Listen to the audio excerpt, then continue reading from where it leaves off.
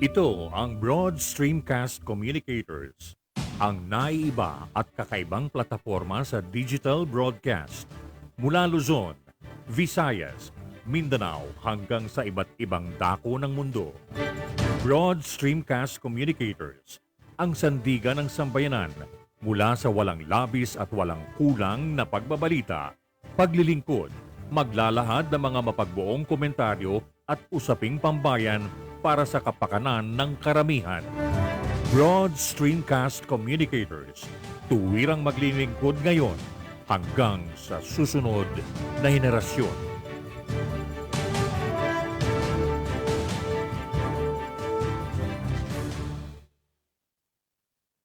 Your Honor, please.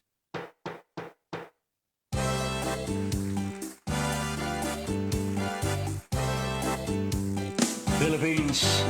Your Honor, please, pakinggan mo reaksyon at komentaryo.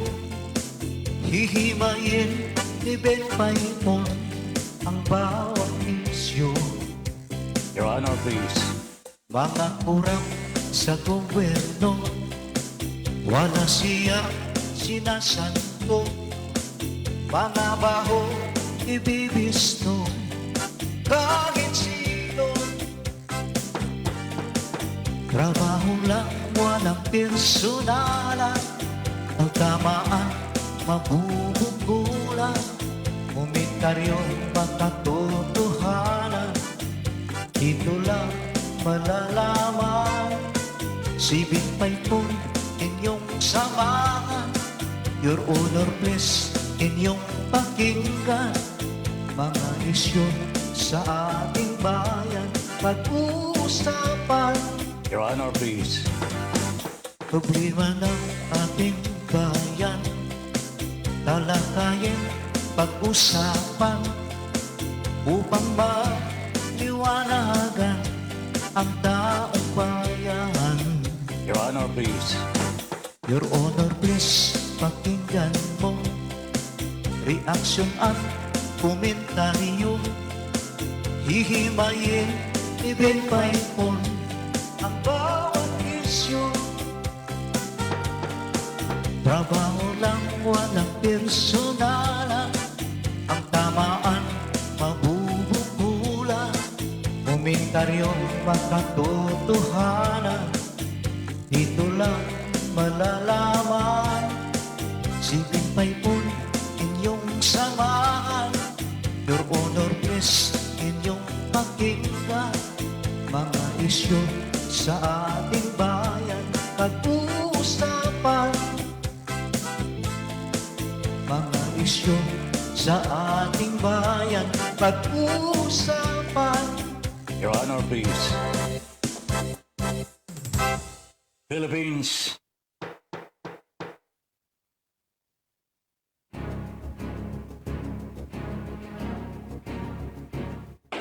Magkaiba man ang ating pananaw, hindi tayo magkaaway kailanman. Sa dulo, makikita rin natin ang tulay na siyang daan tungo sa pagkakasundo, pagkakaisa, at kapayapaan. Your Honor, please. Ben Paipon, the bridge commentator and broadcaster on board. Your Honor, please. In defense of truth, justice, and freedom.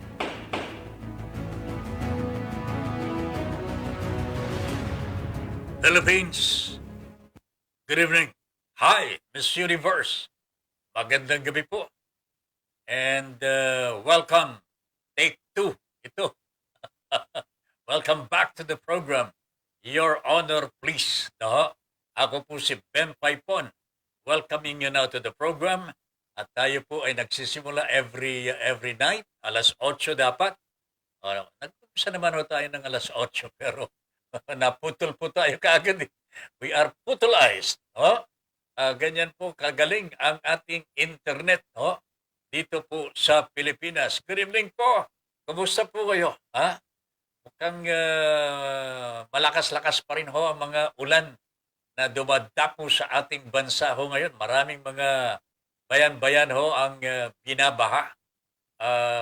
Even the Marikina River po yata ay umaapaw na rin. Oh? We will have to expect more rains po kasi habagat ho ito eh. Ito na po yung original original na tag-ulan. Oh, kanya we'll just have to go with it at magsakripisyo po tayo. Oh, ganyan lang naman po ang buhay ho natin sa Pilipinas. So, kung hindi ka magsakripisyo, tatawa ka. Di ba? Alright, mga kababayan, ito na po ang ating programang Your Honor Please at nanonood na po ang mga sumusunod. Sila Marites Senova. Hoy, insan ko ito. Kumusta? Namatay na po si Ate Neneng. Oh, ganun? Elan, saan po ba si Ate Neneng ngayon? Oh, nasaan? Hmm? Ay, nako, Panginoon ko po, nakikirami po kami ha, kay Ate Neneng. Oh, Marites Senova, good evening, pinsang ko po ito. Jomar Maymar, gandang gabi po. Mary Ann Vicente is also watching. Good evening, Mary Ann. Ang aking classmate po dyan sa Tugigaraw, Cagayan. Good evening, Idol Ben Paipon. Ha? Watching na ako, classmate.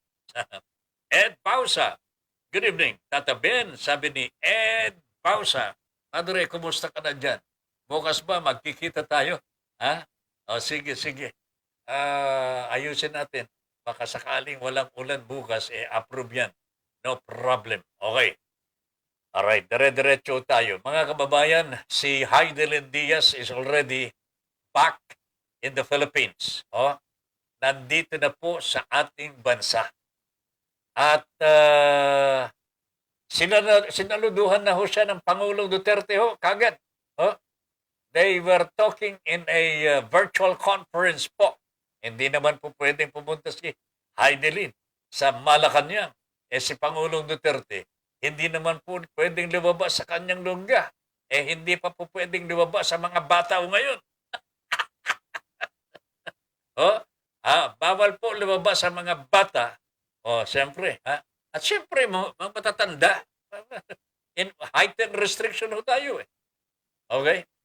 So, si Heidelin po, para sa kabatiran po ng lahat, will stay in the hotel for 7 days. Yan po ang protocol ngayon. Hindi katulad nung nakaraan. Yung aking kaibigan si Paring Andy ay had to spend 14 days in quarantine. Grabe po ito. Pero Heidelin will only have to spend 7 days at the Sofitel Hotel dito sa Pasay City. Okay? After that, pwede na siyang umuwi sa kanyang pamilya and enjoy yung 35 million pesos. Ano bang gagawin ho ninyo? Halimbawa po kayo si Heidelin. Bigla ho kayong nanalo, nakapag-gold sa sports o kaya whatever. Nanalo na lang sa loto ho, mga kababayan. Anong gagawin po nyo sa 35 million pesos?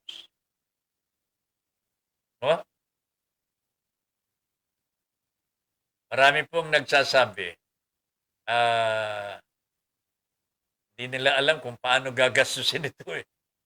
Pero para sa akin, maganda ho na meron kayong sariling lupa. Yeah, di ba? I don't know where, pero maganda ho na meron kayong sariling lupa. At pagka may sariling lupa na ho kayo, siyempre, itayo na ninyo ang gusto ninyong bahay, house and that. Okay? Good for the family. Good for the family. Unahin mo ninyo yan. Pinagpaguran mo yan eh. Di ba? Unahin mo muna yung sarili. After that, the rest will follow eh. Nandyan naman yung pusong makabayan at pusong makatao. At makakamag-anak. Itong si Heidelin Diaz, mga kababayan. He will never forget na magbalato naman sa kanyang mga kababayan, sa kanyang mga kamag-anak, at mga kaibigan. Natural ho yan sa mga nananalo. Pero sa atin naman po na pwedeng balatuhan, wag naman po natin siyang maya't maya ay kakalabitin. Ha? Wag naman ho natin siyang maya't maya kakalabitin. Nakakaburyong ho yun eh. Meron po mga ganyan mga kabayan ho natin, mga kababayan. Palibhasa alam nilang may panalunan o kaya merong na natamong tagumpay na konti at in the form of money. Ay, nako talaga. Biglang dumami ang kamag-anak ng nanalo. At hindi na po tataboy ho yan. Mas mahirap kang itaboy yung hindi mo kamag-anak na nagpapanggap na kamag-anak. Ay, nako talaga naman. Sana ho.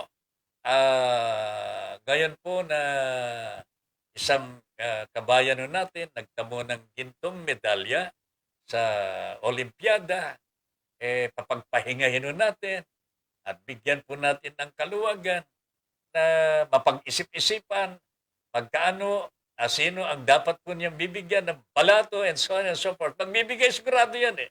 Hindi naman po niya siguro sasarlinin ang kanyang tagumpay.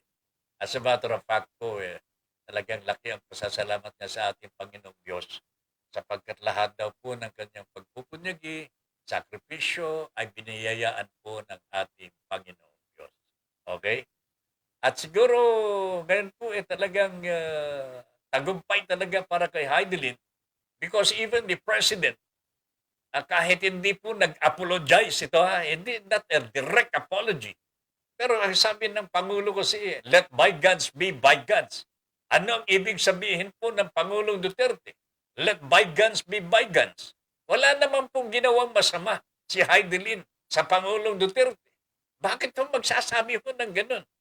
Mr. President, bakit hindi na lang kayo humingi ng paumanhin kung talagang sa tingin ho ninyo napasama po si Heidelin sa matrix na inilabas ni Mr. Salvador Panelo. Wala naman pong pinakamagandang gagawin po ng isang Pangulo kung alam niyang walang kasalanan yung kanyang constituent.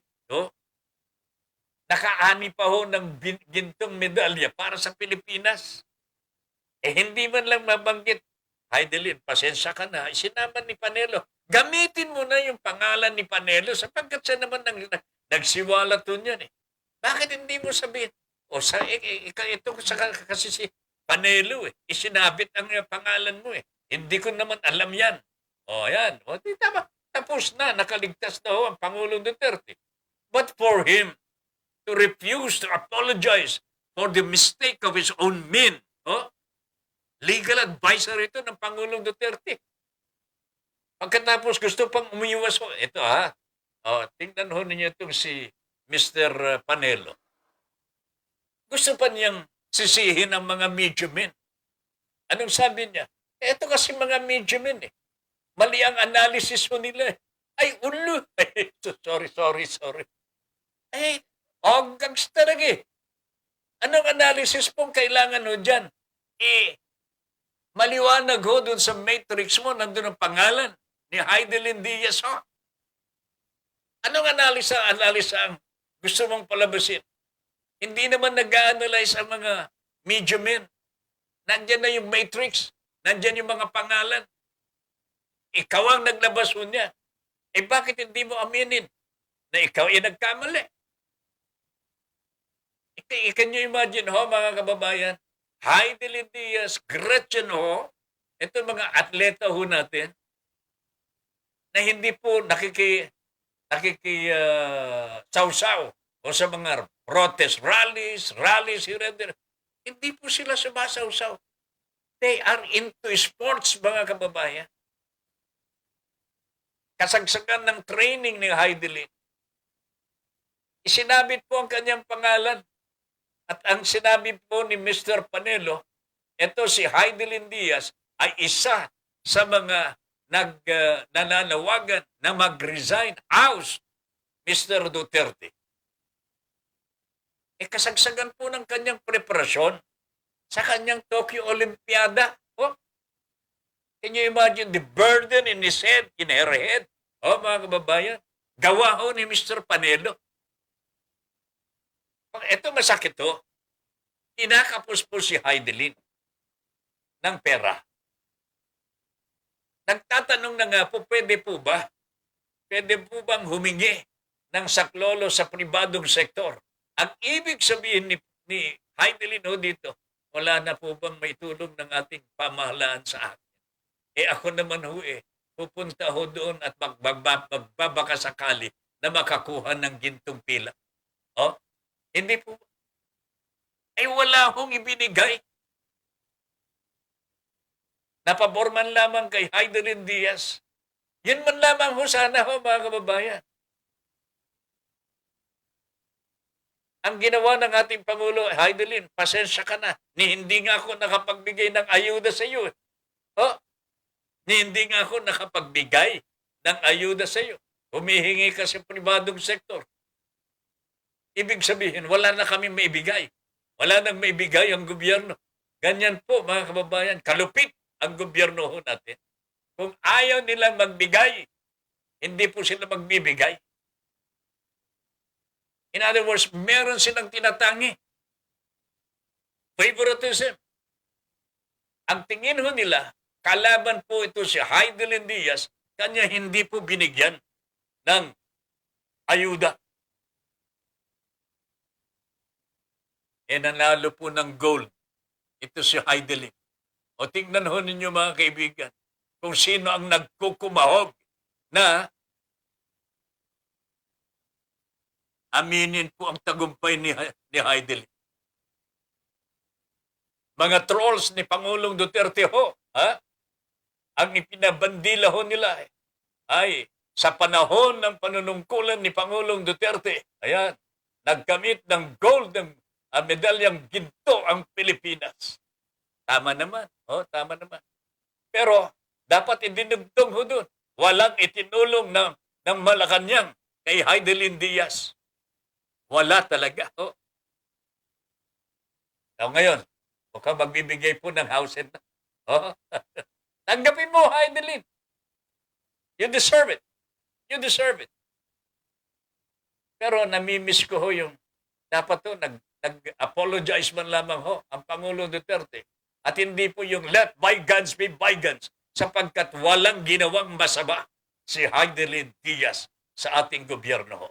Sa tingin ko po, walang masamang ginawa si Heidelin Diaz sa ating pamahalaan.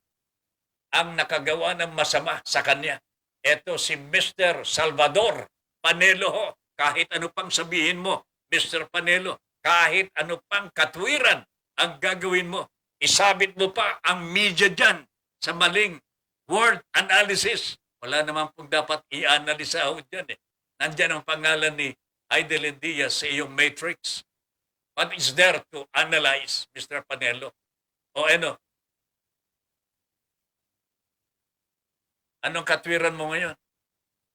Kung ako sa iyo talaga magbalot-balot na ako at labas na ako dyan sa Malacanang. Nakakahiya ho, Mr. Panelo, sir.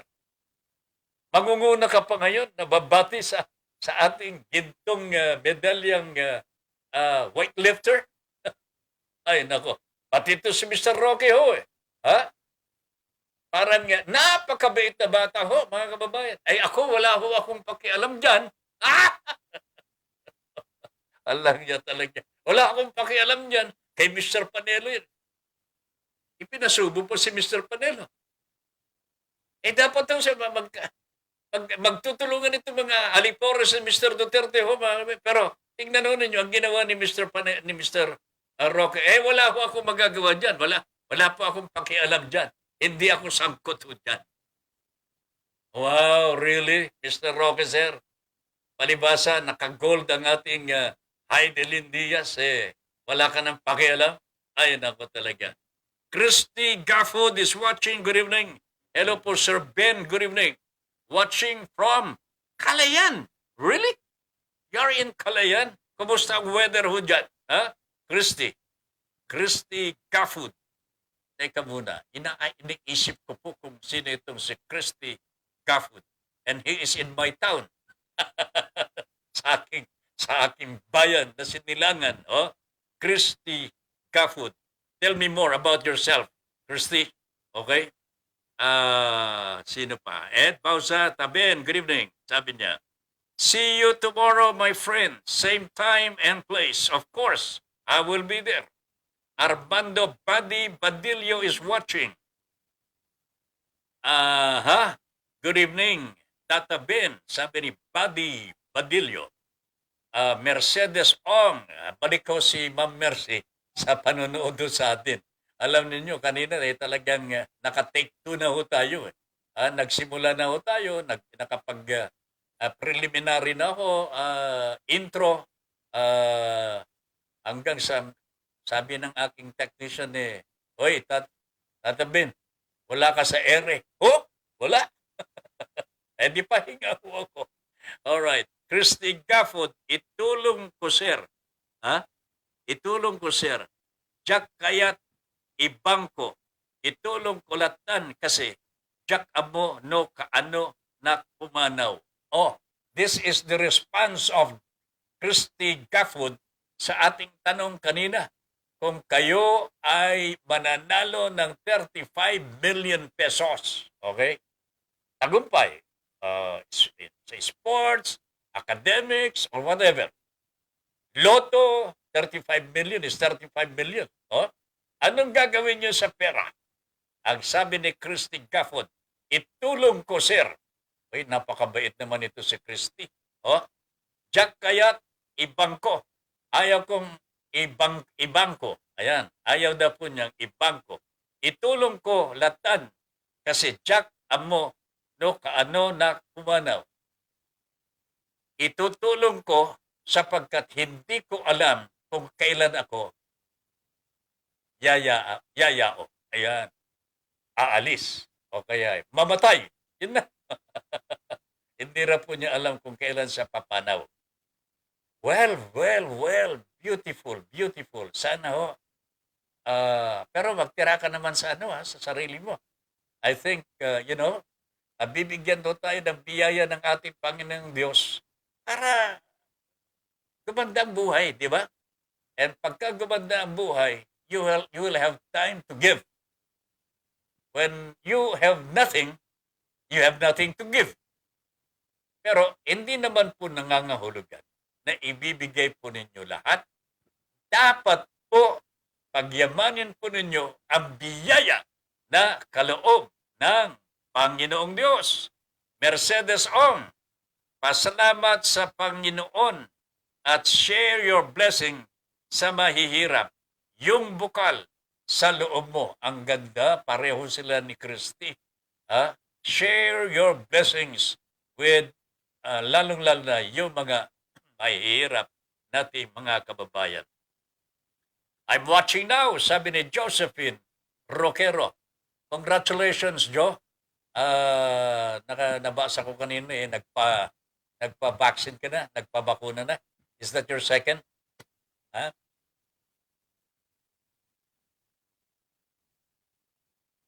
Sana ho, yung mga hindi pa po nakapagpapabakuna ay gawin na ho natin.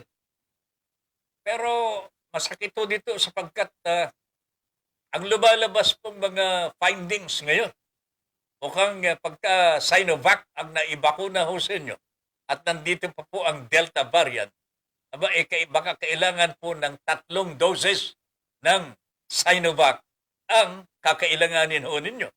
Ay, nako talaga. I hope our government authorities should look into this really. Ano po ba ito talaga? Baka kailangan ho makiusap po tayo kay Xi Jinping. Magbigay ulit siya ng mga donasyon. Para magkasya ang Sinovac dito sa atin.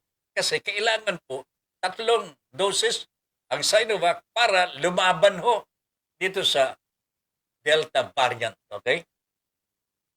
Alright. Josephine Roquero, thank you very much. Gandang gabi. Althea Northane Chunatni. Okay? Watching from Antipolo City. Gandang gabi po. Mel Rodelio Militante is also watching. Good evening, Mel. Good evening po, Sir Ben, sabi ni Althea. Okay, good evening. And Josephine, nagpapansin lang yan si Panelo. Gusto siguro magpapansin. Alam po ninyo itong si Mr. Panelo, gusto po niya talaga magsenador. Ay nako ho, mga kababayan.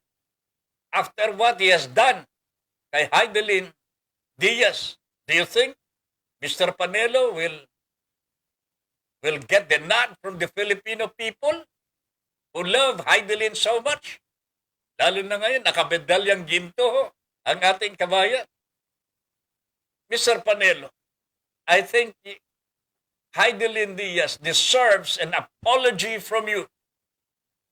Kung gusto mong manalo pang senador, pag gusto mong manalong pang senador, lumuhod ka sa harap ni Heidelin at humingi ka ng tawad sapagkat mali, talaga, mali ang ginawa ho ninyo. Kontakin mo Heidelin Diaz and Gretchen Ho, isasama sa to oust the president. Anong makukuha ho nila? Hindi naman po sila kasama po, kabahagi sa activism. No, they are not into activism. Nasa sports po yung dalawa. Heidelin is into weightlifting. Gretchen, nasa volleyball. Di ba? Mr. President, ano bang gagawin po ninyo sa inyong legal advisor? Palagay ko ho, Mr. President, ipahinga ho ninyo na yan. Wala pong idudulot na mabuti po para sa inyo. Pati yan si Mr. Roque, tingnan ho ninyo ang kanyang asal. Inalaglag po niya si Mr. Panelo eh. Ay, di ba? Inilaglag po ni Mr. Roque si Mr. Panelo. Mainam na siguro kung ang sinabi ni Mr. Roque ay I think you will have to ask Mr. Panelo about that. Pero yung sabi, hindi, wala po akong kinalaman dyan. Grabe talaga ho. Kanya-kanya pala dito sa Malacanang pagka nagkakaipitan. Diyan po ninyo makikita ho, mga kababayan. Anong klaseng character ang meron ng mga ito? From the president who does not want to apologize. Mr. Panelo, who does not want to apologize. Even Mr. Roque, who claims to have to know nothing about the Matrix. Really? Samantalang alam nila kung ano ang mga nangyayari sa ibaba. Nako, Panginoong ko po. Buenas noches at komentarista mas guapo de Sochempo. Buenas noches al komentarista. Ibig sabihin ito yung mga komentarista. Mas guapo de Sochempo. Art Lim Can. Oy, Art, good evening, my friend. Good evening, Idol Ben. Namimiss kita, ha? Art Cants. Good evening. Mon Naral from Canada is also watching. Mon, gandang gabi po. Josephine Roquero.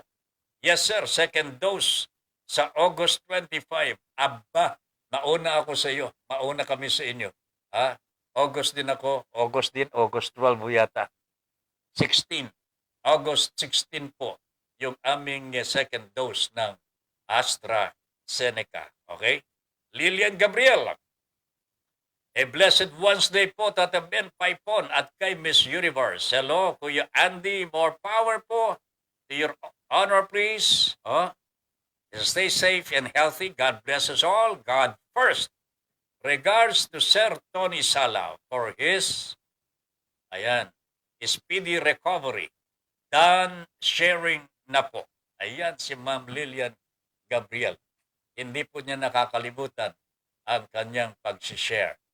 Kaya rin po sana ho, mga kabayan po, pakiusap lamang po ni Tata Ben Paipon.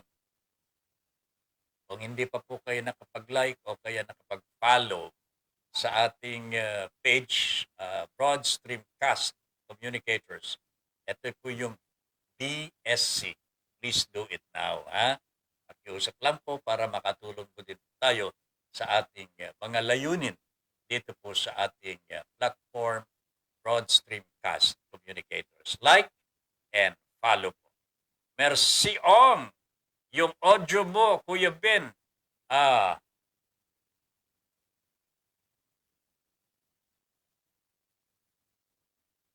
Okay, Ma'am Mers, baka pwedeng i-exit mo muna o kaya ibalik pagkatapos ibalik mo. Kasi sa ibang cell, medyo okay naman ang audio natin. Pero kung ano man po ang diferensya ho, please let me know para may i-adjust ho at makagawa tayo ng any adjustment sa ating audio system. Olive Patches, good evening po. Sir, sabi ni Olive. Lillian Gabriel with all the hearts in the world. Good evening. Olive Patches, gandang gabi po. Oy, ang ganda naman po ng kanyang emoji. Lillian, okay naman. Okay naman daw po ang audio natin. Oh? Patayin mo muna, Ma'am Mercy, and then buksan mo ulit. Tingnan mo kung parehas pa rin. Okay? Alright ho, nako talaga naman, 10 o 9 minutes bago mag-alas 9 ng gabi. Mel Rodelio Militante, sa totoo lang, nung dumaban si Heidelin last ASEAN Games sa weightlifting sa featherweight division na ginanap sa bansang Indonesia last 2018, nakakuha din siya ng medalyang ginto.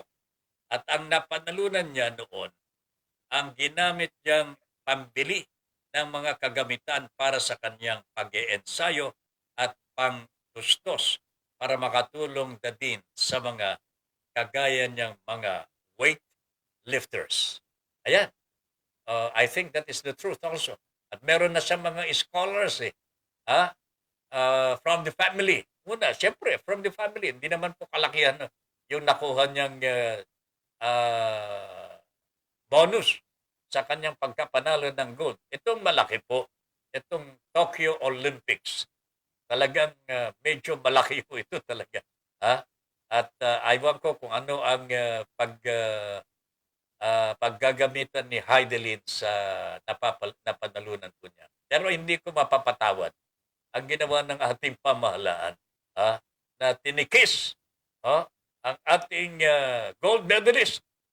Hindi man lamang po talagang nilingon at lingapin. Heidelin, ano bang kailangan mo? Kailangan natin ng gold. Alam ninyo mga kaibigan, kung titignan po yung mga atleta ho natin na pumuntang ng Tokyo, all of them were probable gold medalists. Pero meron pong isa, dalawa, tatlong mga atleta na talagang the probability is really big. Ang una dyan, si Heidelin, of course. Ang pangalawa po dyan, etong si Yulo, yung gymnast po natin. At ang pangatlo, yung mga boxers po natin. These are the most probable, yung mga magkakamit po ng gold medal sa Tokyo Olympics. Ito ho dapat tinignan po ng ating pamahalaan. Of course, wala namang favoritism. Pero kung alam mo ng yung atleta mo, talagang pamprimera, edi lubos-lubusin mo ang tulong, hindi yung tinitipid. Kasi pagka tinipid ho yan, mga kababayan, natural, tipid din po ang kakamtan mong biyaya. Tipid din. Pero kung buhos yan, ay buhos din ang matatamo mong biyaya. That was Heidelin Diaz. Hindi po, I'm sorry talagang mukhang hindi po nakasira ho dito yung ginawa ni Panelo.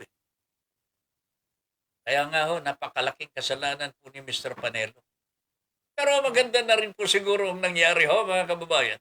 Sapagkat I think that drove Heidelin to do more sacrifices.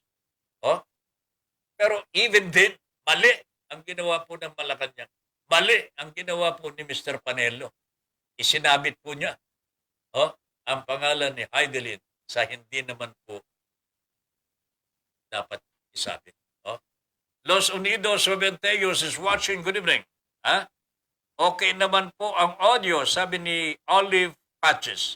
Thank you, Olive. Maraming salamat. Mel, screen mo tatabin. Puro noo mo ang nakikita. Really? Talagang malaki ang noo. Punong-puno ng utak yan, pre. Really? Malayo naman, Padre. Pero kung nagbabasa po kasi ako, alam po ninyo, medyo malabo po ang mata ko na. Kaya nagsasalamin. Pero kahit may salamin, medyo kulang pa rin ho. Hindi na po kasing sharp ng dati ang ating mga mata. Kahit na nakadamit ka, delikado. Mel, pasensya ka na ha. Okay lamang ba? Inaayos ka naman kung minsan eh. Alright. Marco Joseph. Hoy, Marco Joseph. Good evening, Sir Vin. Magandang gabi po. Marco, good evening. Jess Jagong. Ano ito? Jess Jagong. Magandang gabi po sa Malacanang. Pala, marami ang orokan. Jess Jagong. Los Unidos Juventeos. Ay, sabi ng bata. Magandang gabi po. Mercy Ong, karangalan niya ng bansang Pilipinas. Dapat po mahalin ng Pangulo ang kanyang sinasakupan. Unfortunately, kahit na, very civil ang pagtanggap ng Pangulo kay Ms. Heidelin Diaz, there was no apology. I think Heidelin Diaz deserves an apology not only from Panelo, but also from the President himself. Okay? Kasi alam ng Pangulo yung nangyari eh. Hindi rin niya kinorekt eh. Hindi kinorekt eh. At dahil po dyan, naipit po ang tulong sa klolo para kay Heidelin. That was not good. Hindi po mabuti ho yun. God bless you always, Sir Ben, sabi ni Marco Joseph. Thank you very much, Marco. God bless you always, Sir Ben.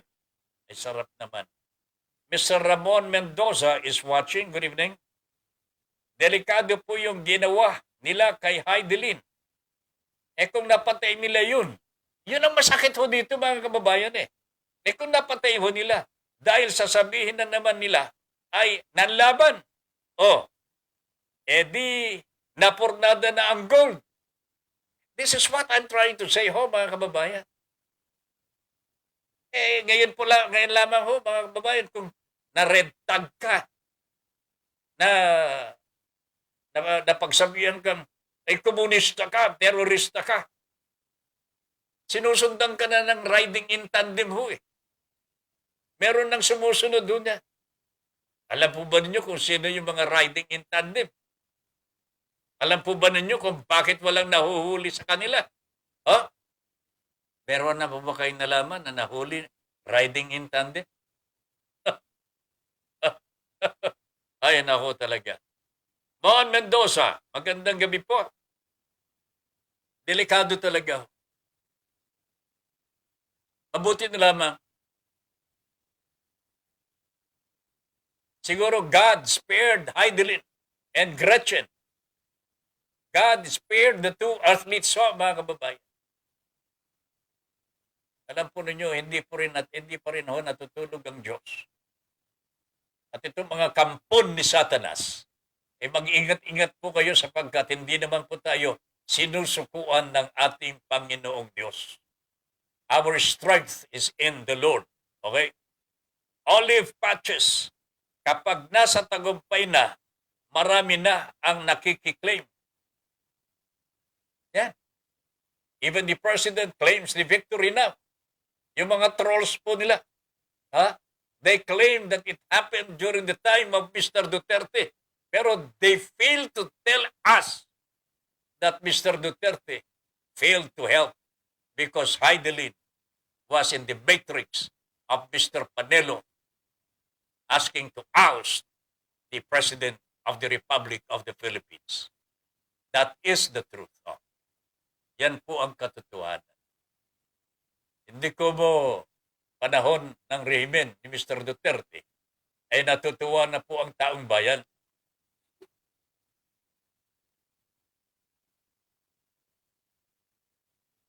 Hindi po natutuwa ang taong bayan sa nangyari. Sabi nga ni Juventeus kung napatay ho si Heidelin, wag naman po sana at wag naman talaga. Kung napatay ho, kasi nasa watch list Nasa watch list po mga kababayan. Nasa matrix po. Kalaban po ng Pangulong Duterte ho si Heidelin Diaz ayon kay Mr. Panelo's matrix. Hindi man lamang humingi ng paumanhin. Hindi naman po, kung hindi sinasadya bakit hindi ka humingi ng yung paumanhin? Mabait naman po sa Heidelin po, mga kababayan. Ayun ako talaga. Napakadelikado talaga ho.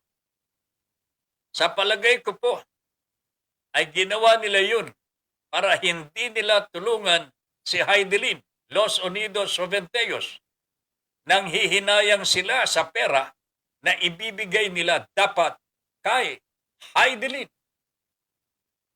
See, speculations are coming out really ho, mga babae. Kahit hindi po siguro nag-iisip o hindi mag-iisip ang taong bayan sa ginawa kay Heidelin, napipilitan na po ngayon na mag-iisip. Bakit po ginawa ng Pangulo yan? Bakit ginawa ni Mr. Panelo? May batayan po ba si Mr. Panelo? Kung may batayan ho sila, bakit hindi po nila hinuli? Di ba? At kung walang batayan ho, bakit ilalabas sa media? Hindi po ba nila alam na nakasisira po sa tao mismo? Sa reputasyon ng tao. Lalong-lalo na kung mabuting tao po yan, mga kababayan. Nakakasira po sa reputasyon. Nakasisira po sa kanyang pangarap. Meron pong pangarap na inaabot ang bawat isa sa atin. Mabansagan kang terorista, mabansagan kang kaaway ng Pangulong Duterte. May delikado ang buhay mo. Sa panahon na ito, mga kababayan, napakadelikado Etong sona lamang po ng Pangulong Duterte, 2 itinumba ho nila na aktivista Nagpipintura lang, nagmamarka lamang ho na medyo hindi nagustuhan po siguro ng mga pulis. Binaril! Pagkatas tinanban ng baril. Oh, really? This is the time of Mr. Duterte ho, kung kailan maraming mga pinapatay. Ayan ako talaga. Good evening, Tata Ben. Sabi ni Mon Mendoza. Good evening, Mon. Noon pa man, mula noong nagsisimula pa si Heidelin sa weightlifting, yan at iyan na ang kanyang panawagan at kahilingan ang suportahan ang mga kagaya niyang mga atleta. Noong nagsisimula pa lang siya, madaming umiipit ng pondo, mga katulad niyang mga atleta. Tapos ngayong nakuha niya ang gold medal sa Olimpiada, napakaraming mga sumasawsaw at kanya-kanyang bati pa. Mga talaga sarap pagbabatukan ng mga iyan. Bakit hindi mo ituloy? Binasa ko sana. PI Alam niyo talaga ito si ay sa- talaga naman ho mga kababayan. Mapapamura ka dito sa galit eh. But anyway, sana po well anyway, malapit na hong magtapos ang termino ng Pangulong Duterte. Sana po mabawas-bawasan na rin po itong mga ganito mga pananakot, no? Pananakot ito eh.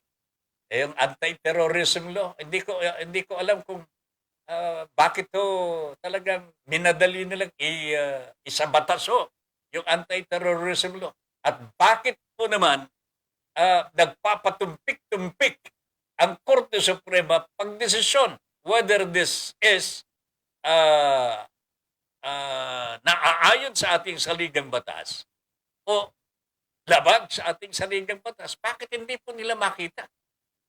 Hanggang ngayon, ang dami pong mga nagpipetisyon na wag nang isabatas ang anti-terror law. Pero pirmado na ho ito ng Pangulo Duterte. Oh? Pirmado na po eh. Masakit ho nito, ang nagsulong ho nito si Mr. Ping Lacson. Hindi ko maintindihan bakit si Ping Lacson ang nag-author pa ito. Siya po ang sumuporta ho sa Senado para ipasa ang anti-terror law. Mr. Ping Lacson, ano ba hong nakainin ninyo? At kayo ang nagsulong ng anti-terrorism law. Imantakin ho ninyo eh. Mabansagan ka lamang komunista at terorista, pwede ka nang patayin eh. Oh, pwede ka nang patayin eh. Kung hindi ka papatayin, pwede kang arrestuhin na hindi nadadaan sa korte. Sir Ping, bakit po kayo? Bakit ninyo binaboy ang ating saligang batas? Pagkatapos ngayon, magkakandidato ho kayong pampresidente. Ano ka, sinuswerte? Itong anti-terrorism law, matindi ho itong dagok sa mga mamamayan po natin na hindi kayang ipagtanggol ang kanilang mga sarili ho. Itong pinakamatindi ho sa lahat. Yung bang wala kang kalaban-laban, pagkatapos pagbibintangan ka, meron kang itinatagong mga baril, meron kang baril at nakikipagputukan ka, lumalabang ka, wala ka naman talagang kalaban-laban. Yan po ang anti-terrorism law po eh. Grabe talaga ho mga kababayan. Hindi ko maintindihan, hindi ko alam. Noon pa man ho, kinu-question ko bakit ho si Mr. Lacson mismo ang nagsusulong ng anti-terrorism law. Siguro ng mga panahon na yun, kaibigan pa niya si Mr. Duterte. Gusto niyang pagbigyan si Mr. Duterte. Pero hindi po niya alam na ang karapatan ng mga maliliit nating mga mamamayan sa pamagitan po ng anti-terrorism law, nasakripisyo po. Ang dami pong mga katutubo. Basta na lamang pong pinatay sapagkat kasabot daw po. Sympathizers po ng mga NPA. Sympathizers na po ng mga komunistang Pilipino. Samantalang, yung mga komunistang inchik namamayagpag po dito sa atin. Anak ng pating, anak ng pating na buntis na hindi po mapapapanganak. Grabe na talaga ang nangyayari po sa atin. Okay? Alright. Alright, tignan nga muna natin sandali. Itong COVID na ito. Sapagkat kaninang hapon po, kausap po natin ang Okta Research sa Radyo Pilipino. Medyo sama po ang signal kanina. Pero it is their official stand. Official stand of the Okta Research team. Ang sabi po nila, it is official. We are in a surge in the NCR. Ibig sabihin, sumisirit na po ang COVID virus Delta variant dito sa National Capital Region. May karugtong pa ito. Hindi po ito dapat bali-walain. So this is the situation now in Metro Manila. There is a surge in the Delta variant. Paano hindi po matanggap ng DOH ito? Kasi delayed po ang kanilang data ho. 2 linggo po ang delay ng kanilang data. Kumbaga sa barangay na ito, nakita na po na mayroong Delta variant, mabilis ang pagkakahawa-hawa ng mga magkakababayan at magkakamag-anak sa iisang barangay. Hindi pa po alam ng DOH na meron ng Delta sapagkat sinusuri pa lang. Okay, nasuri na, pero ang result, hindi pa po nila alam. Only after 2 weeks. Panginoon ko po mga kababayan, ang Delta variant, nakakahawa po ito 3 times more ng ordinary variant. Baka hindi lang mong 3 beses mas nakakahawa. So ito po, ang rekomendasyon ng Okta Research Team ay circuit breaker lockdown. Wag na ho natin sigurong pansinin muna yung circuit breaker. Baka sabihin ho natin ano yan? Meralco? Ang intindihin po natin yung lockdown. Okay? Sino po ba ang dapat magla-lockdown? Ang dapat po magla-lockdown po niyan, ang LGU. Sapagkat sila po ang nakakaalam kung ano ang nangyayari sa kanilang barangay. LGU. Through the mayor. Dapat po, nandyan din po ang health department. Unfortunately, the health department is always delayed. Hindi po makasabay. Kanya, dapat po sikapin na po ng mga LGUs na gumawa ng paraan para marespondihan itong pagkalat po ng Delta variant. Pamilya-pamilya na ho ito muli Alam po ba ninyo mga kababayan ng nakaraan na nag-search po tayo, ang hawaan po pamilya-pamilya ho sa bahay mismo Ganon din po ang nangyayari ho ngayon. Kaya there are chances are, sabi po ng DOH, Department of Health, baka pagdating ho ng katapusan ng Setyembre, matagal na ho ito. Ayun sinasabi ng DOH ho. Baka pagdating ng katapusan daw po ng Setyembre, mag 11,000 na po ang bilang ng COVID cases dito sa Pilipinas. Ngayon pa lamang ho, 7,000, magsa 7,000 na ho kamakailan lamang ho yan. Nakatigil po tayo sa 4,000, 5,000, mga ganun. Ngayon ho, mga kababayan, nasa 6, malapit ng 7,000 po 11,000 po. At the end of September, baka 22,000 na ho yan, mga kababayan. Kung pakikinggan po natin ang DOH. Okta Research is telling us already.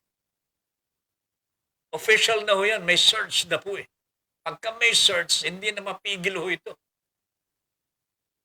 Lalong-lalo na, wala naman pong massive testing, walang tracing walang genome sequencing. Anong panlaban ho natin sa COVID? Hindi naman po sapat ang ating mga bakuna sapagkat ang bakuna ang supply po nito ay nakadepende sa ibang bansa. Wala sa atin ang supply nito. So that pagka walang dumating, wala tayo, tunganga tayo. Nakatunganga tayo. Ito lamang po ang depensa natin sa virus na ito. This is our situation po, mga kababayan. Ito po ang kalagayan ng ating bansa sa ilalim ng panunungkulan ng Pangulong Rodrigo Duterte. Kaawa-awa ang mga Pilipino. Wala tayong panlaban sa virus na ito sapagkat wala ho tayong sapat na pangbakuna ho sa ating mga mamamayan. We rely on donations. Di ba? Malaki ang pera ho na ginugugulo natin pero hindi naman ginagastos sa tama ho. Bakit hindi po bumili ng gamit ho sa genome sequencing? Itong kailangan ho natin. Sa tracing, sa testing ho. Bakit wala ho? Ba't kulang ho? Ito, dapat ho, marami ho sa atin sapagkat itong kailangan ho natin para malaman ho natin saan andyan yung virus. Basta ito dito, hindi nga natin makikita ang virus. Hindi natin alam kung saan siya naglalaro Para malaman ho natin saan naglalaro yung virus, kailangan may testing, may tracing ho, may genome sequencing. Pero we do not have this. Resources ho. Meron tayo dapat yan. Pero, alam po ba ninyo mga kababayan? Ito ang lumalabas na sinabi po ng Senate Pro Tempore natin, si Ralph Recto. He says, 200 billion pesos are unreleased from the 2021 national budget alone. Ano ang ibig sabihin po nito? 200 billion pesos. National budget po natin sa 2021. Yung mga releases daw po ng DBM, Department of the Budget and Management, were not obligated. Ibig sabihin, walang projects to speak of. Walang napaglaanan. And therefore, no money has been disbursed. Walang nga talaga, no? Walang nagastos po. So, hindi po napapakinabangan ang budget po natin. Bakit ganito po? Si Mr. Ping Lacson earlier said 63 billion pesos from Bayanihan 2 was not also used. So 200 billion plus 63 billion plus other billions and billions of pesos here. Mga kaibigan, we have a lot of money, pero we cannot buy genome sequencing. We cannot buy for testing. We cannot add personnel for tracing.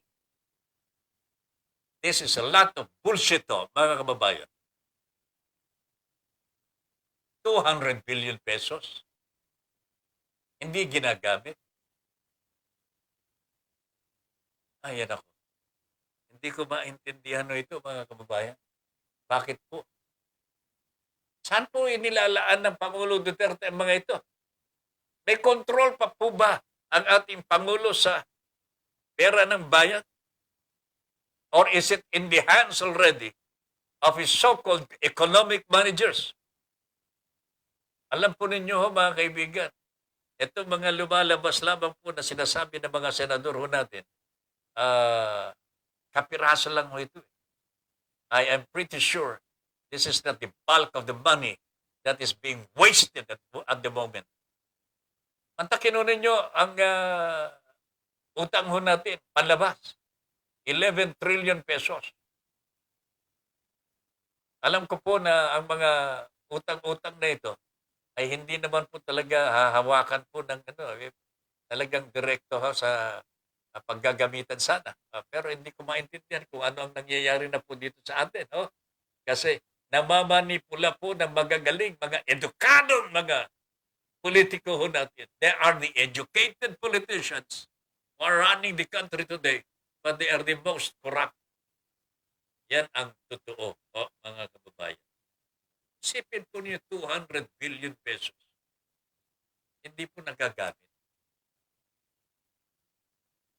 Hindi po nagagamit. Unobligated, undisbursed. Anong gagawin nila sa nasa savings O baka naman para dito na sa halalan. Pero gaano po ba kalaking pera ang kailangan na ninyo?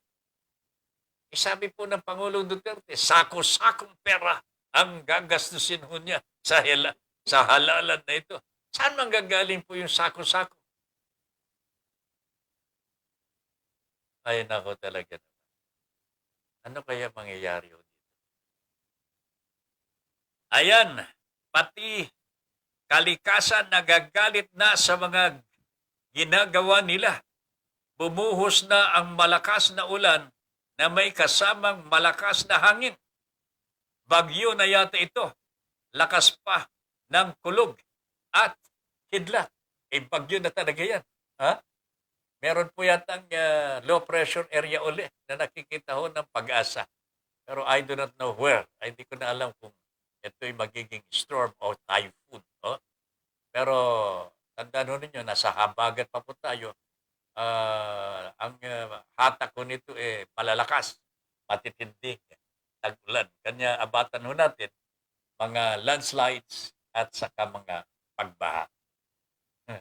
Sana ho dito sa Metro Manila, magpakatotoo na ho si Mr. Benhart Abalos po tungkol dito sa mga basura na nakabarada po sa mga imburnal natin. Ganon din po yung mga kalsada po natin. Mantakin ho ninyo mga kababayan, kamakailan lamang ho ang ganda-ganda ng mga kalsada ho natin. Palitadang-palitada ho mga kababayan. Pati Dolomite Beach, palitadang-palitada ng Dolomite. Anong nangyayari? Pinasok po ng baha ang kalsada o dinaanan po ng baha ang kalsada. Pagkatuyo ang kalsada, dumaan po ang mga truck, nabakbak ho ang simento. Bakit? Bakit? Is it because of the rain? Bakit hindi lahat ng parte ng kalsada ay nababakbak ang mga inilagay ho nilang simento? Aha! Meron po talagang tama ang specification at meron pong areas na tinipid ang specification ng simento. Yung tinipid ho, ito po yung bakbak ho. Ito ho yung napunta sa komisyon ng mga kontratista at mga congressman, mga senador. Pakaisipin ho ninyo mga kababayan. Kaunting ulan lang, Hindi naman po talaga dapat mabakbak ang mga kalsada ho natin. Pero tingnan ho ninyo, nagre-reklamo na po ang mga riders sapagkat sila ho ang nauunang madidisgrasya po sa kalsada na may butas ho Ang sabi ho nila, ang kalsada ho natin may tubig pa yung butas, hindi namin makikita ho. Kaya pag namin, shoot kami dyan, baliktad po kami, patay po kami. Yan ang sinasabi po ng mga riders. Kaya nananawagan po sila sa DPWH, total wala naman daw po corruption dyan. Pwede po ba ayusin po ninyo mga kalsada? Ginawa po ninyo, hindi tama ang specification. Pagkatapos sasabihin nyo, walang corruption. Mga dambuho kayo. Yan po ang proof that there is corruption in the DPWH, mga kaibigan. Meron mga tulay na ginagawa ho nila. Counting bagyo-bagyo lamang ho. Nasisira ka agad Bumabagsak po Bakit po bumabagsak? Kulang sa engineering ho yan. Parang sa Dolomite ho, mga kababayan, yung beach natin, White Sand Beach ho dito sa Rojas Boulevard. Meron bang engineer ho dyan na gumawa ng yung beach na yan? Nakita po ba ng inhinyero ng DENR yung nangyayari pagka may masamang panahon? na yung alon ho sa dagat, lumalampas po dito sa kalsada. Nalalampasan po niya yung breakwater. Oh? At pagbalik, dadaanan uli yung yung dolomite. Oh, aano rin ho yung inilagay na dolomite doon sa ilalim. Ay nako talaga ng Di ba nila naiisip po yun? Nakakatakot ho ang nangyayari po sa atin sapagkat hindi na po yata gawa ng mga matitino ito eh. Talagang pinagkakakwartahan ho. Yung basura na lamang ho mga kababayan. Bakit hindi po magawa ng MMDA sa pakikipagtulungan ng LGUs, the DILG? Ang gagaling naman ho nila mag-boka-boka eh. Oh? Meron tayong batas, bawal ho magtapon ng basura kahit saan. Oh? At meron pong lalagyan dapat ng mga basura. Pero bakit ho? Ngayon, walang lalagyan. Pwede kang magtapon sa kalsada with the understanding dadaanan daw po ng basurero kinaumagahan. Yan ho ang patakaran po sa mga LGUs ho ngayon eh. Magtatapon sila, papayagan ka magtapon sa kalsada dahil dadaanan daw po ng basurero kinaumagahan. Nagkataon po mga kababayan nung magtapon ho ang tao, medyo ulan-ulan na. Umuulan-ulan na. Tapon pa rin. Nung makapagtapon na, mga alas 9 na ng gabi, nandun na po yung lahat ng basura. Eto na ho, buhos na ang ulan, mga kababayan. May hangin pa. Saan napunta yung basura? Nandun, napunta ho sa drainage. Sabi ni Mr. Benhar Abaloso, wala daw pong disiplina ang taong bayan. Hindi po. Ang walang disiplina mga LGUs na pumapayag ho na magtapon ang tao sa kalsada ho ng basura. Saan ka pa nakakita ho na? Pinapayagan mo magtapon sa kalsada ang tao on a specific time. O alas 6, magtapon na ako kayo dito. Alas 6 hanggang alas 9. O yan. May time po mga kababayan. Alam po ba ng MMDA ito? Alam po ba ng DILG ito? Na alas 6 hanggang alas 9, pwede ka magtapon ng basura sapagkat pinapayagan ka ng mga LGUs.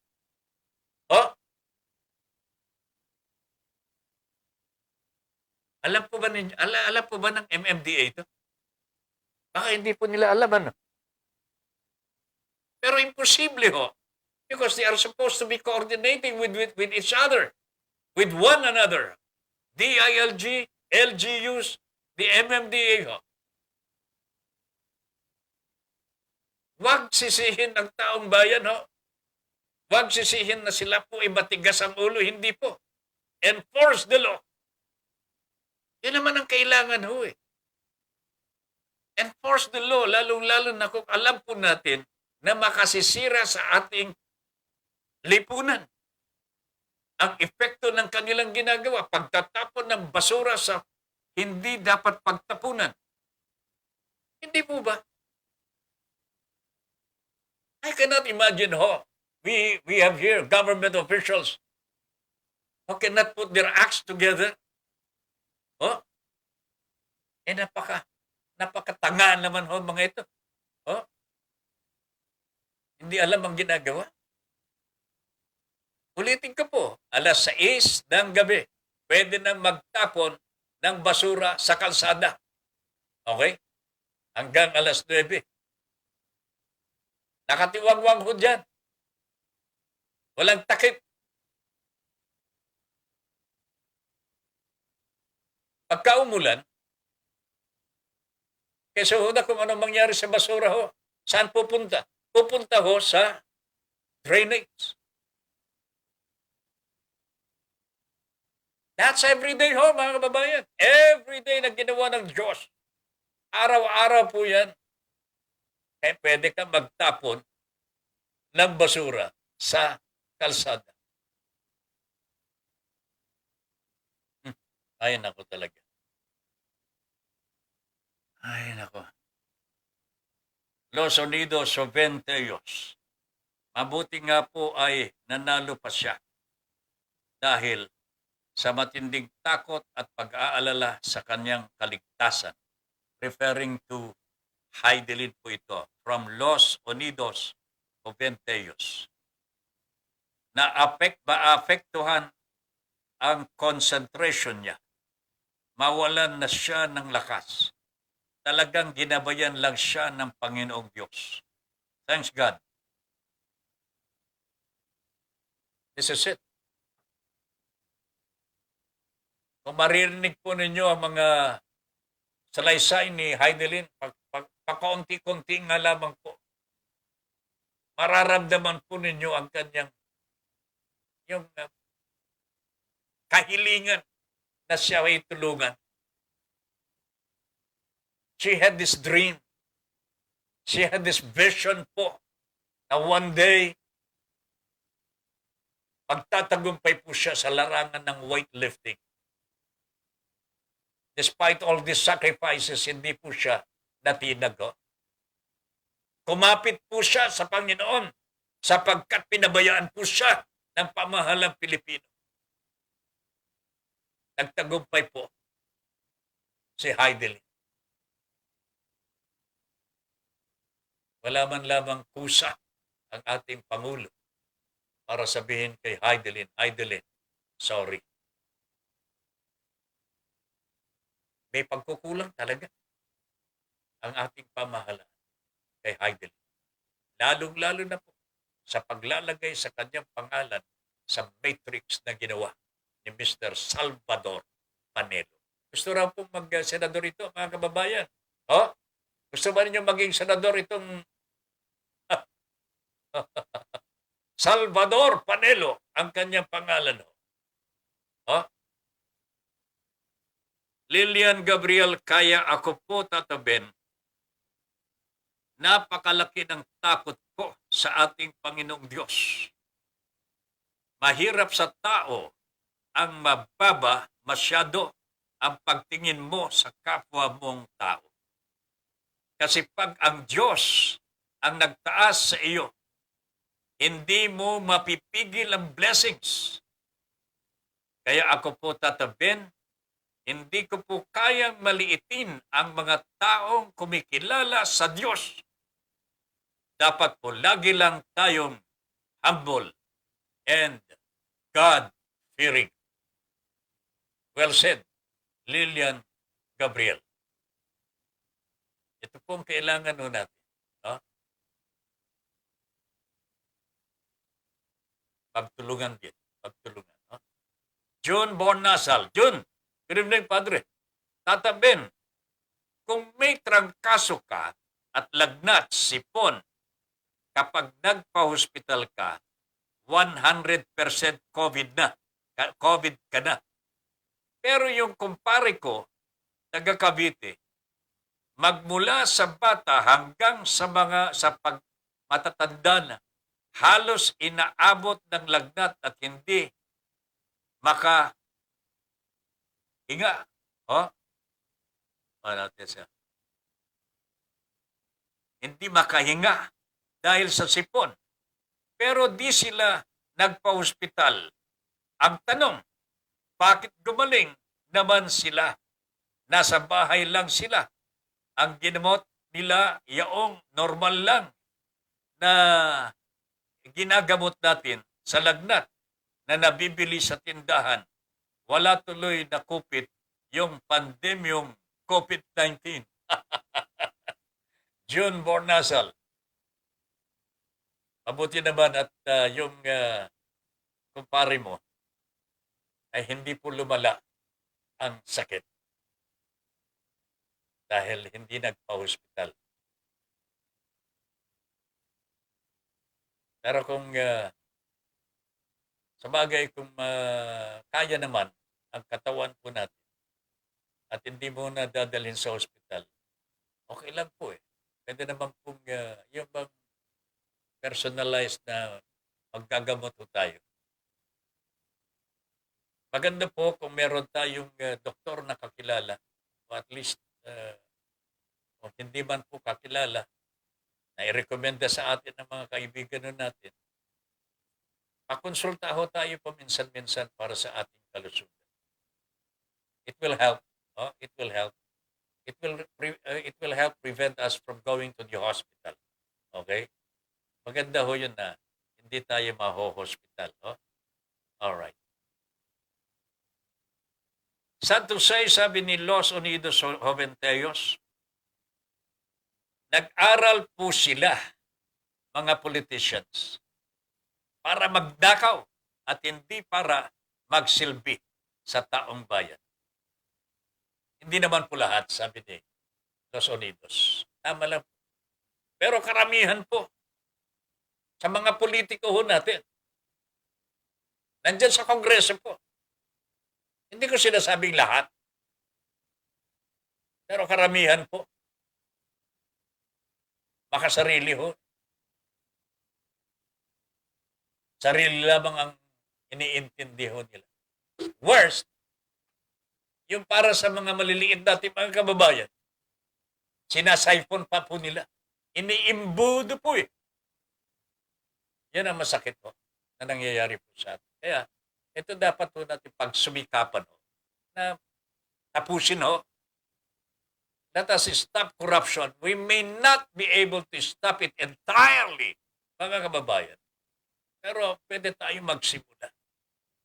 Mag-alal po tayo ng may pagmamalasakit talaga. Oh.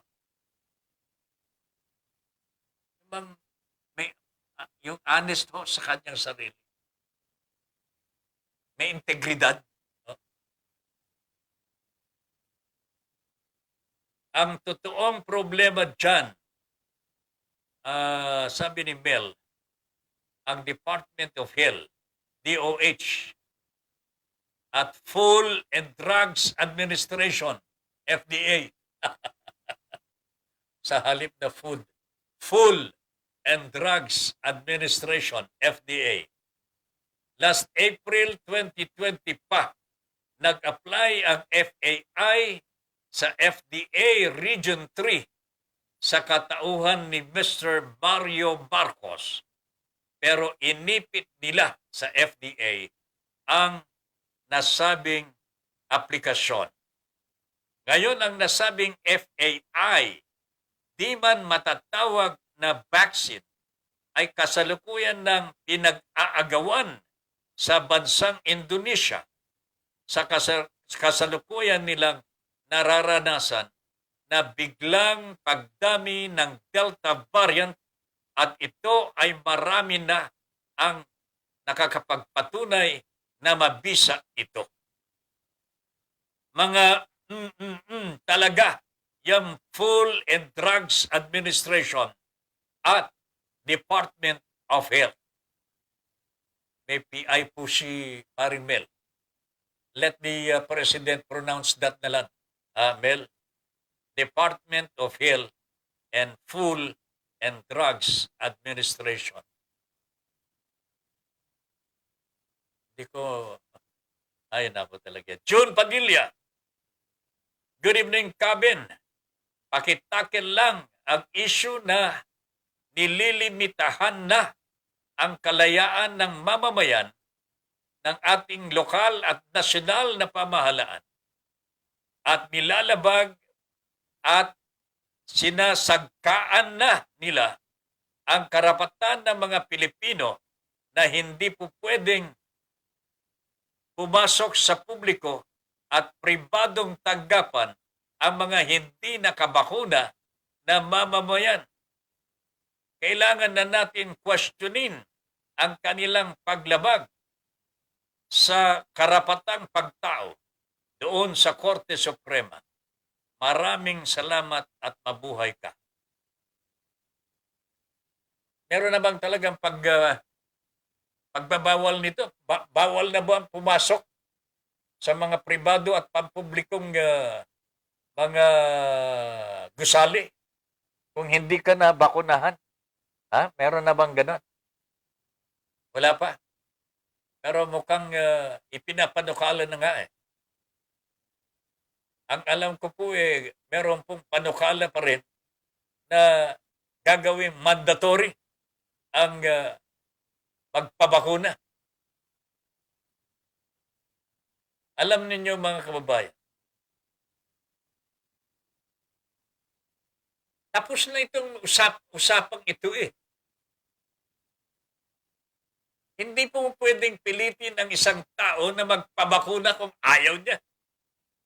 At hindi mo pwedeng ipilit ang bakuna na gusto mo para sa kanya kung ayaw niya. Under our Constitution, meron pong karapatan ang bawat mamamayan to life, liberty, and abode. Sarili po niyang kapasyahan ho yan.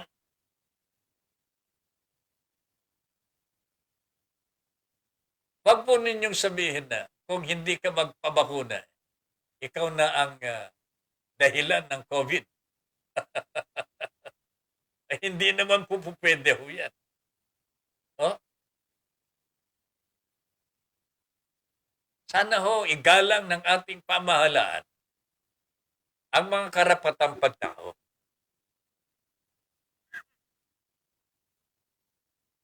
Let us not play around with human rights. Oh? Sapagkat yan lamang po ang tanging yaman ng bawat mamamayan. Yan po ang ipinaglaban ho natin sa diktadoryang si Mr. Marcos. Mabalik sa atin ang ating kalayaan at demokrasya dito sa ating bansa. Kahilingan din po natin social justice, katarungang panlipunan. Oh? Pero lahat ng ito ay tila nawawalan at binabawi po ng Administrasyong Duterte. Kinukuha po nila yung ating mga karapatang pangtao. Tingnan mo ninyo, under the anti-terrorism law, pwede ka nang ikulong nang walang kaso. Labag sa ating saligang batas o ito. Maraming nilalabag po niyan. Pero nagpatumpik-tumpik pa rin po ang ating Korte Suprema sapagkat karamihan po sa mga justices of the Supreme Court appointees po ng ating Pangulong Duterte. Nagpapasalamat lamang po tayo sapagkat mukhang ginamit po ng mga justices ang kanilang sariling kapasyahan sa issue ng ICC at hindi po sila pumabor sa kahilingan ng Pangulong Duterte na baliwalain ang kapangyarihan at jurisdiksyon ng ICC sa kasong crimes against humanity laban dito kay Pangulong Rodrigo Duterte. Ayan. Okay? Ito mga karapatang tao po ay napakahalaga po para sa atin. Ito'y pinaglaban na po natin. Sana ho, pagyamanin na po natin. At yung soberenidad doon natin, wag po sana ninyong pababayaan mo ito. Sapagkat nakasalalay ho dito ang ating bansang Pilipinas. Bantakin ho ninyo. Kapag pinabayaan ho natin ito, pinabayaan ho natin na si Duterte lamang ho ang makakaalam sa buhay ng Pilipino. Ha? Kawawa ho tayo sa ilalim ng pamamahala ng mga komunistang incheck. Sa totoo lamang ho mga kababayan. Tingnan ho ninyo. Yung kanilang, yung mga probinsya ho ng China, like Hong Kong and Taiwan. Bakit po ayaw nilang bumalik sa China? Alam po nila ang mga patakaran ng mga komunistang incheck. Hong Kong, and Taiwan would rather live in a democratic country and enjoy their freedom than to be under the tutelage of a communist regime. Pagkatapos tayo ngayon, mga Pilipino, nasanay na po sa demokrasya, nasanay na po sa karapatang pagtao, kalayaan. Magpapasakop po tayo, magpapaulol tayo sa mga komunistang incheck. Huwag naman. Hindi ko yata matatanggap yan. Kayo po, matatanggap po ba ninyo? Nasakupin tayo ng mga komunistang incheck. Kasi parang pinababayaan na ho tayo ng ating Pangulong Rodrigo Duterte dito eh. Nakakaawa mga Pilipino eh. Para tayong yung bang hindi ko nga alam kung paano sasabihin ito. Magmumura pa nga. Ay, sus.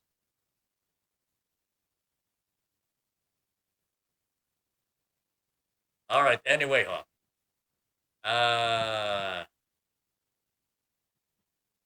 maiba lamang ho ako ng konti. Maiba lamang ho ako ng konti. Si Heidelin, nanalo na po ng ginto, di ba? Nandito na po sa ating bansang Pilipinas. And she is going to start training again. Alam po ninyo, may sumusunod po kay Heidelin eh. Ito na po yung boxer ho natin. Si Nesty Petesio. Okay? Nasa semifinals na po ito. And whatever happens, nakakasiguro na po sa bronze. So meron po tayong isang medalya ulit. Bronze. Courtesy of our boxers. Nesty Petesio.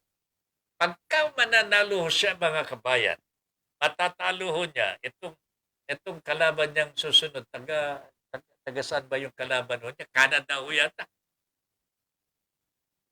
Pero tinalo na ni Petesio yung talagang world number 1. Tinalo na po niya yung taga Taiwan. Yun ang kinatatakutan ho eh. Itong taga Canada or somewhere else, I don't know. Magaling din daw po mga kababayan. Pero mukhang kaya ho ng ating boxer. Pagka nanalo ho si Nesty Petesio, may pagkakataon na mapunta ho tayo sa ginto. Ayaw ba na niyo yun? Baka sakali ho mga kababayan. Akala ko ho yung swimmer ho natin si Remedy Rule. Ito'y Phil-Am ito eh. Nakapasok na rin po sana sa semis sa swimming. Kanya nga lamang, bumagsak po siya sa 200 butterfly. Kaya hindi po umabot sa bronze man lang. Pero she did a good job also para sa Pilipinas. Pero itong si Nesty Petesio, pasok na talaga sa semifinals ito. At kapag napanalunan po niya yung next na laban po niya, pasok siya sa finals. And probably, we will have another gold medal. Hindi po ba ninyo ipagdarasal itong boxer ho natin, si Petesio. Maliit lamang ho ito, pero ang ganda ng katawan ho niya, mga kabayan. At kapag sumuntok talagang, talagang nararamdaman po ng kanyang kalaban ho eh. Nararamdaman. Parang si Manny Pacquiao ho, mga kababayan. Pagka sumuntok si Manny Pacquiao, meron kang kalalagyan. Right or left ang patama ni Manny Pacquiao. Pagka ikay tinamaan, may kalalagyan ka eh. Naramdaman po ng mga malalaking boksingero pa sa kanya. In the persons of Cotto. Di ba? Si Cotto. Si De La Hoya ho. Mga kababayan. Sino pa ba yung Espanyol? Margarito. Ano bang full name niyan? Si Margarito. At marami pang malalaking mga boksingero na tinalo ni Manny Pacquiao. Incidentally, nandun po si Manny Pacquiao po sa Las Vegas at nagtre-training po para sa kanyang laban.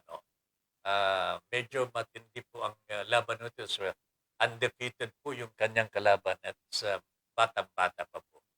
Ipagdarasal din po natin si Manny Pacquiao para sa kanyang tagumpay sapagkat ang tagumpay ni Manny Pacquiao as always is also the success of the Filipino people.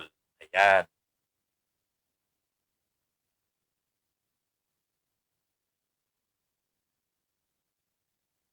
Alright, tuloy-tuloy po tayo. Si Mel Rodelio Militante Tataben, alam niyo po ba kung bakit hindi mawawala-wala ang nararanasan nating pagbaha dito sa ating bansa? Uy, bakit kaya?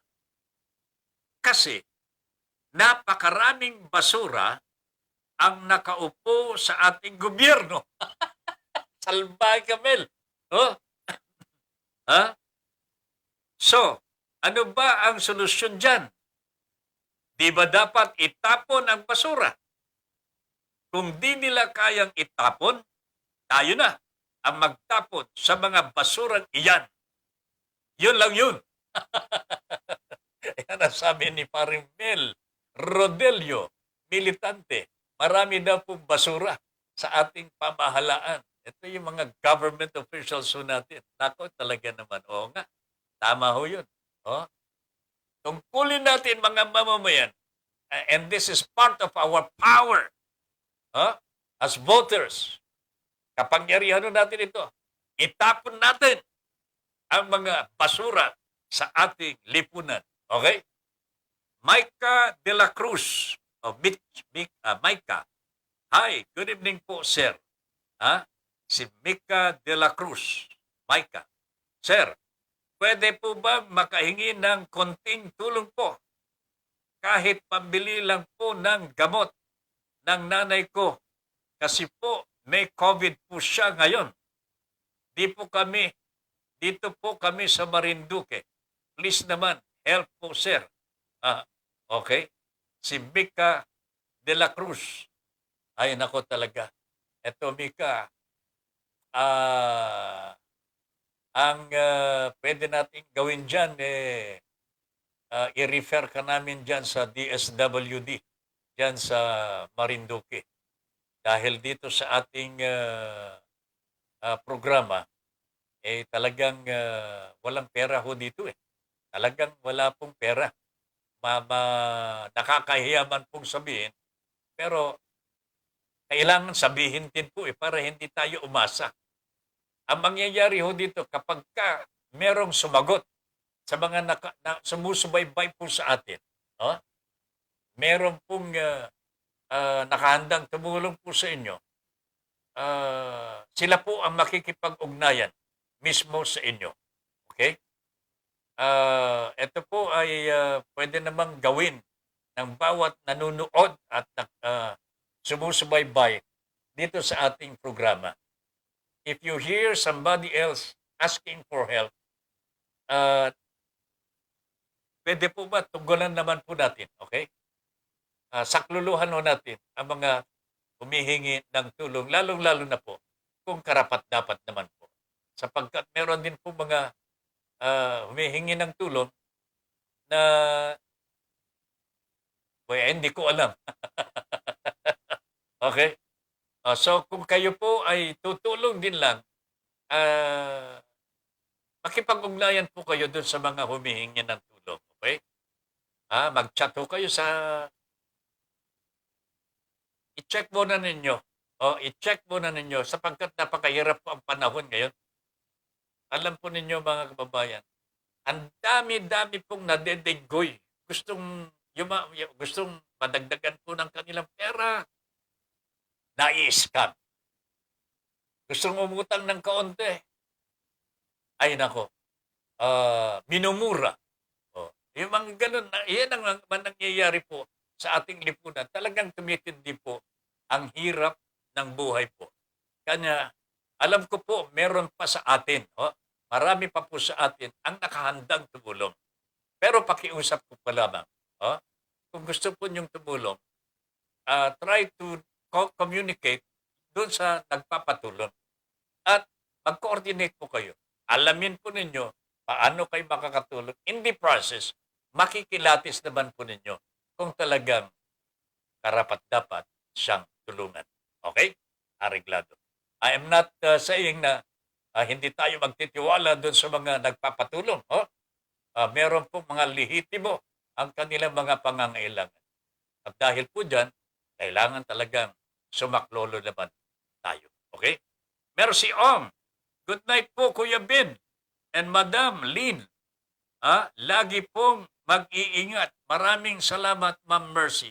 Matulog na po kayo, magpahinga na po kayo. Alam ko, may trabaho pa kayo bukas. At malapit na ho yung senior pension ninyo. Okay?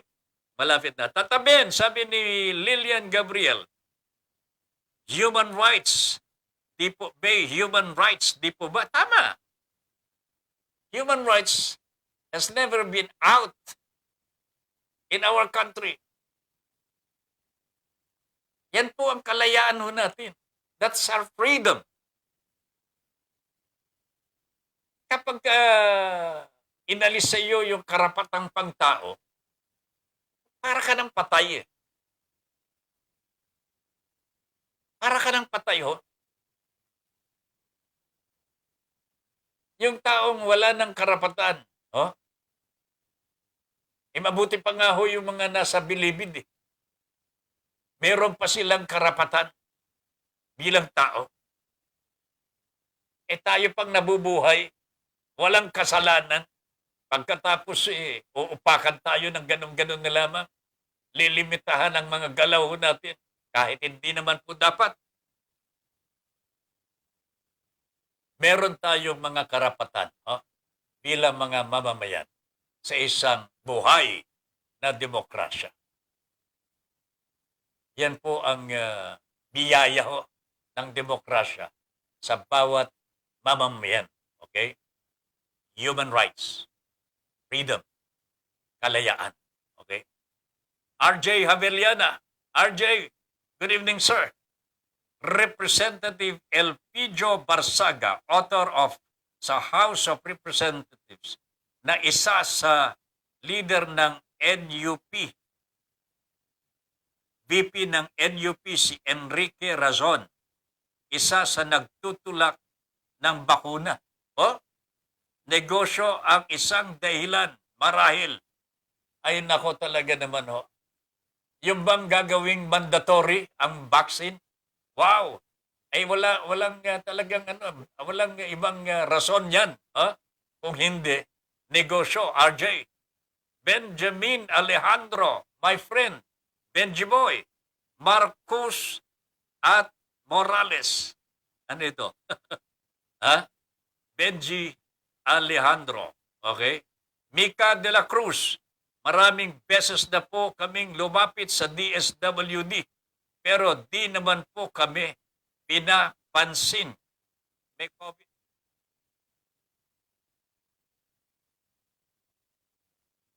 Alright. Ay nako, pagka ganyang, bakit hindi kayo pinapansin ng DSWD? Ed Bausa, sangkaterba na naman ang basura dyan sa Baseco Beach na tinagurian ng ating pamahalaan. Check na wash out na naman ang mga naitambak na dolomite dyan. Wala na talagang dolomite, partner. Talagang washed out. Yung bang pag umalon, yung bang papunta sa kalsada yung alon, wash out na. Pagbalik pa. Grabe. Yan ang sinasabi kong, wala bang engineering yan? Hindi po ba nila nakikita? Kapag ka naglagay ka ng dolomite, ibang klase, pampaputi ng beach, halimbawa, ano bang kailangan mo para manatili yung dolomite na yan? Kailangan ba ng, anong tawag ng pandikit? Glue. Kailangan ba ng glue? Ano pa ba yung mga uri ng pandikit? Ano, ano ng pating? Rugby! Kailangan na siguro ng rugby dyan.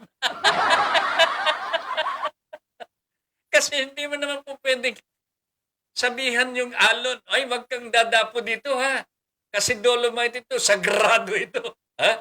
Oh, sagrado ito. Ha?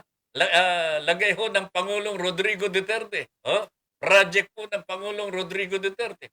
Wag kang dadapo dito, ha? Alon-alon, ha? Wag dadapo dito, ha? Hindi po pwede. Ang kalikasan po, hindi mo po pwedeng pagbawalan ho eh. Hindi po eh. Pwede mong i-divert siguro. Yan ang sinatawag na engineering. Pero wala ho silang engineering ho eh. Pinababayaan po nila ng alon na on and off. Go, go, go siya. Oh? Eh kung stormy weather, eh di malakas ng alon. Malakas ang current. Ay nako. Ay. Halos 3 weeks na po kami dito sa hospital. Walang-wala na po kaming malapitan. Hindi po ba kayo makalabas? Ano po ba ang status ng sakit po? Sino po ba ang may sakit? Meron pong universal health care at meron pong PhilHealth kahit hindi po kayo miyembro. Oh, ipagtanong ho ninyo sa mga nasa hospital, paano kayo matutulungan? Oh, okay? Mel Rodelio Militante Tatabin. Pananaw ko lang, tama naman po ang bawat Pilipino ay may karapatan kung gusto man nilang magpabakuna o hindi. Karapatan din nilang mamili ano man ang gusto niyang ibakuna sa kanya. Sa kabilang banda, siguro karapatan din ng mga may pagmamay-ari ng mga mall o anumang establishmento na magpatupad kung ang papapasukin nila ay yung mga bakunado na. Karapatan nila yun. Ang sa kanila lang siguro makaiwas na makahawa o mahawaan ang bawat papasok sa kanilang establishmento. Wow! Ito po ay bukas po siguro pag-uusapan ho natin ng malaliman ho ito, ha? Mel, sapagkat infringement of human rights na ito eh. Kumbaga sa alin po ba ang susundin ho natin? Karapatan ng mga malls o yung private individual human rights? Ano po ba ang dapat sundin? Ano po ba ang batas na sinusunod ng mga may-ari ng malls? Oh, yung batas po ba na sinusunod nila ay walang paglabag sa ating saligang batas? Oh, kung meron, alisin nila yung batas na yan sapagkat labag sa ating saligang batas. Yan lang naman, oh. Simple lang. Kung ang batas na ginawa ay hindi po naaayon sa ating saligang batas, walang bisa ang batas na yan. Ibasura ang batas na yan. Alright? Wala na tayong, pinagpapasapasahan lang po kami sa DSWD.